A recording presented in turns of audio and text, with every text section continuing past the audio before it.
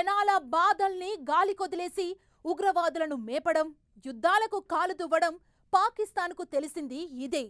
పొరుగున ఉన్న ప్రతి దేశంతో పాక్కి పంచాయితీనే. పాక్, ఆఫ్ఘనిస్తాన్ మధ్య యుద్ధం ముదురుతోంది. తాలిబాన్లను నలిపేస్తామంటూ పాక్ భారీ దాడులకు దిగుతోంది. తాలిబాన్ సర్కార్ కూడా తగ్గేదేలే అంటోంది. ఇక అటు బలూచ్ ఆర్మీ పాక్కి టెన్షన్ పుట్టిస్తుంటే ఇరాన్తో టెన్షన్లు అలానే ఉన్నాయి. అసలు పొరుగున ఉన్న ఏ దేశంతో పాక్కి ఎలాంటి వివాదం ఉంది? యుద్ధాలు చేసి నిలబడే సత్తా పాక్కి ఉందా? జనాలను ఏనాడు పట్టించుకొని పాక్ సర్కార్ అప్పు పుడితే తప్ప కడుపు నిండని పరిస్థితి.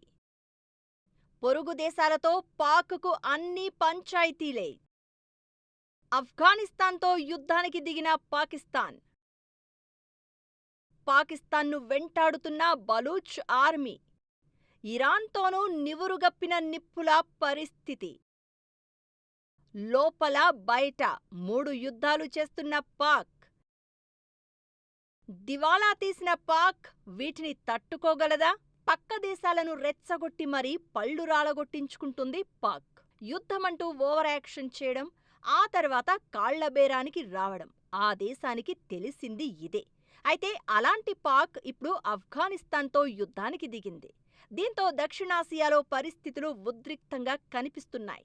ఓపెన్ వార్ అంటూ ఆపరేషన్ గజబ్-లీల్ హక్ పేరుతో ఆఫ్ఘాన్ మీద వైమానిక దాడులకు దిగుతున్న పాక్, కాబూల్తో పాటు చిత్రాల్, ఖైబర్, మహ్మద్ ఖుర్రం, బజౌర్ సెక్టార్లో బీభత్సం సృష్టిస్తోంది. ఇకటు ఆఫ్ఘనిస్తాన్ తాలిబాన్ సర్కారు కూడా పాక్కు గట్టిగా బదులు చెప్పేందుకు రెడీ అవుతోంది. ఆయుధపరంగా బలం తక్కువైనా తమకు తెలిసిన గెరిల్లా వార్ఫేర్తో పాక్కు చుక్కలు చూపించేందుకు రెడీ అవుతోంది. సూసైడ్ స్క్వాడ్ పేరుతో దాడులకు సిద్ధమవుతుందనే ప్రచారం జరుగుతోంది. అదే నిజమైతే పాక్లోని ప్రధాన నగరాల్లో దాడులు పెరిగే అవకాశం ఉందనే చర్చ జరుగుతోంది. ఆఫ్ఘాన్ మీద పాక్ యుద్ధానికి చాలా కారణాలు కనిపిస్తున్నాయి. ఖైబర్ పఖ్తుంఖ్వా, బలూచిస్తాన్ ప్రాంతాల్లోని టీటీపీ ఉగ్రవాదులు చేస్తున్న దాడులు పాక్ సైన్యాన్ని ఉక్కిరిబిక్కిరి చేస్తున్నాయి. వీళ్లకు తాలిబాన్ సర్కార్ ఆశ్రయమిస్తోందనేది పాక్ ఆరోపణ. నిజానికి ఈ యుద్ధానికి కారణం డ్యూరాండ్ లైన్ సమస్య కూడా. 1893లో 2 దేశాల మధ్య బ్రిటిష్ పాలకులు గీసిన 2600 కిలోమీటర్ల సరిహద్దు రేఖ మెయిన్ రీజన్. ఈ బార్డర్ను ఆఫ్ఘనిస్తాన్ ఎప్పుడూ అధికారికంగా గుర్తించలేదు. ఇది దశాబ్దాలుగా 2 దేశాల మధ్య వైరానికి కారణమవుతోంది. 2021లో తాలిబాన్ ప్రభుత్వానికి పాక్ మద్దతిచ్చింది. అయినా సమస్య కొలిక్కి రాలేదు. దీంతో వైరం మరింత పెరిగింది. 2 దేశాలు బద్ధ శత్రువులుగా మారిపోయాయి. ఇప్పుడు యుద్ధం వరకు చేరుకుంది. అయితే పాక్ ఆర్థిక పరిస్థితి పూర్తిగా దివాళా తీసింది. ఇలాంటి సమయంలో ఆఫ్ఘనిస్తాన్తో యుద్ధం చేస్తే మరింత దిగజారే అవకాశాలు క్లియర్గా కనిపిస్తున్నాయి. ఆఫ్ఘనిస్తాన్ మాత్రమే కాదు, పాక్ 3 వైపులా యుద్ధం చేసే పరిస్థితులు కనిపిస్తున్నాయి. పాక్ సర్కారుకు బలూచ్ ఆర్మీ చుక్కలు చూపిస్తోంది.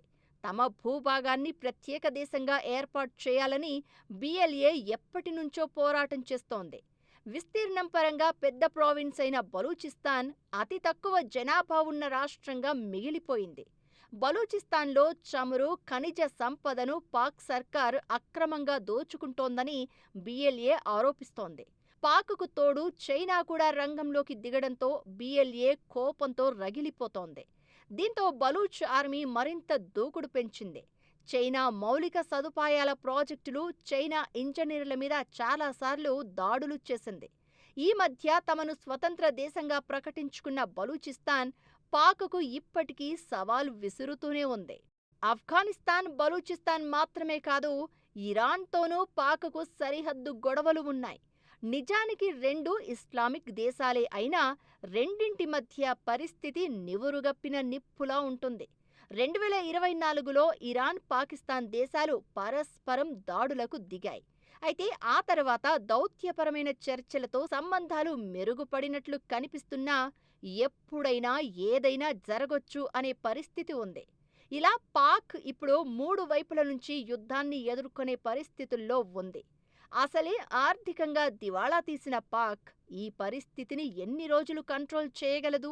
యుద్ధాన్ని ఎన్ని రోజులు కంటిన్యూ చెయ్యగలదు అనేది పెద్ద ప్రశ్న. పాక్, ఆఫ్ఘాన్ మధ్య సరిహద్దు విభేదాలు ఇప్పుడు పూర్తి స్థాయి యుద్ధంగా మారుతున్నాయి. దీంతో ఆసియా వ్యాప్తంగా ఆందోళనలు కనిపిస్తున్నాయి. ఈ వార్తో మిగతా దేశాలపై ఎఫెక్ట్ ఎంత? ఈ యుద్ధంతో భారత్కు జరగబోయేదేంటి? అసలు ప్రస్తుతం పాకిస్తాన్ ఆర్థిక వ్యవస్థ పరిస్థితి ఏంటి? ఎలా ఉంది? మరింత దిగజారడం ఖాయమా? పాక్ ఆఫ్ఘాన్ యుద్ధం ఆసియా వ్యాప్తంగా ఆందోళన క్రియేట్ చేస్తోంది. ఈ వార్తో ఎక్కువ నష్టపోయేది చైనాగా కనిపిస్తోంది. సిపెక్ పేరుతో పాక్లో డ్రాగన్ కంట్రీ భారీగా పెట్టుబడులు పెట్టింది. ఇప్పుడు అవన్నీ ప్రమాదంలో పడినట్లే. యుద్ధం ప్రభావంతో పాక్ ఆర్థికంగా కుప్పకూలితే చైనా పెట్టిన పెట్టుబడులు వృధాగా మారే అవకాశాలు ఉన్నాయి. ఇక పాక్ ఆఫ్ఘనిస్తాన్ మధ్య పరిణామాలను భారత్ అప్రమత్తంగా గమనిస్తోంది. అస్థిరత పెరిగితే అది ఉగ్రవాద సంస్థలకు అడ్డాగా మారి భారత్ అంతర్గత భద్రతకు ముప్పుగా పరిణమించవచ్చు.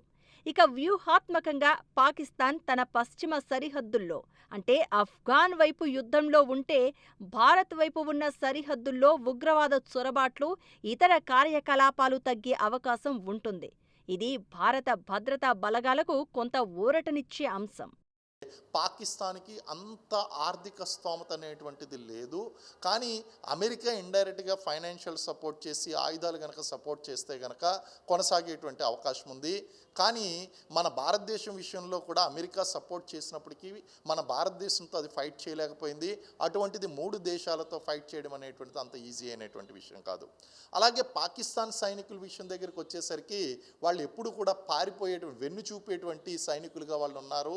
అనేక సందర్భాల్లో తాలిబాన్ యొక్క ప్రతాపాన్ని ప్రకోపాన్ని తట్టుకోలేక వాళ్ళు పోస్టులు వదిలి పారిపోయినటువంటి సందర్భాలు అనేక ఉన్నాయి. యుద్ధం అనేది ఏ దేశానికైనా ఆర్థిక విధ్వంసాన్ని తెస్తుంది. ఇప్పటికే విదేశీ రుణాల భారంతో తీవ్ర ద్రవ్యోల్బణంతో పాక్ కొట్టుమిట్టాడుతోంది. ఇలాంటి సమయంలో యుద్ధమంటే పాక్ ఆర్థిక వ్యవస్థ పూర్తిగా నాశనం కావడమే. ఒక్క ఆఫ్ఘనిస్తాన్తో మాత్రమే కాదు, అటు ఇరాన్తోనూ సరిహద్దు గొడవలు ఉన్నాయి. ఇటు బలూచ్ ఆర్మీ కూడా చుక్కలు చూపిస్తోంది. వీటిని కంట్రోల్ చేసేందుకు, ఎదుర్కొనేందుకు ఆర్థికంగా పాక్కు మరింత శక్తి అవసరం. అలాంటిది పాక్ రోజురోజుకు దివాళా తీస్తోంది. ఇది ఆ దేశ భవిష్యత్పై ప్రభావం చూపించే అవకాశాలు లేకపోలేదనే అభిప్రాయాలు వినిపిస్తున్నాయి. ఇకటు పాకిస్తాన్లో పేదరికం 11 ఏళ్ల గరిష్ట స్థాయికి చేరింది. దేశ జనాభాలో దాదాపు 29% మంది ఇప్పుడు పేదరిక రేఖకు దిగువన జీవిస్తున్నారు. దాదాపు 7 కోట్ల మంది జనాలు తీవ్ర పేదరికంలో మగ్గుతున్నారు. వాళ్ళందరినీ వదిలేసి పాక్ యుద్ధాలు చేయడం, అలాంటి పరిస్థితులు క్రియేట్ చేసుకోవడం అంటే దేశ భవిష్యత్తును ప్రమాదంలో పెట్టినట్లే.